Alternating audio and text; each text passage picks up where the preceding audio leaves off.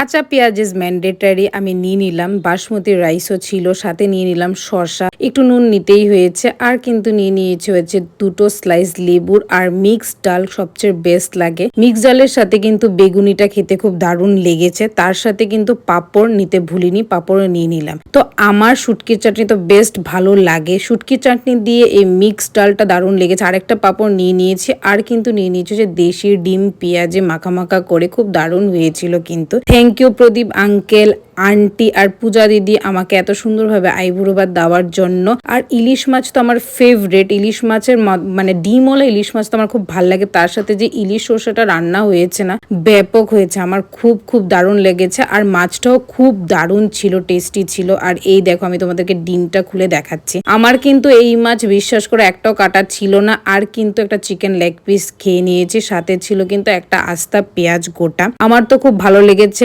প্রায় মনে হয় আমি 1-2 মাস পরে দিচ্ছি, কারণ কি আমি আর সময়ই পাইনি, বিয়ের 1-2 মাস পরে আমি দিচ্ছি। এই দেখো চাটনি নিয়ে নিয়েছি, চাটনিটাও বেশ দারুণ হয়েছিল, টমেটোর চাটনির সাথে কিন্তু অনেক রকমের ড্রাই ফ্রুটস ছিল। কত নাম্বার আইবুড়ো ভাত আমার মনে নেই। তো লাঞ্চ অফ মোনালিসাতে অনেক রকমের আইটেম কিন্তু ছিল। লাস্টলি নড়াইল গুড়ের মিষ্টিটা নিয়ে নিলাম। That's all, bye, see you in the next.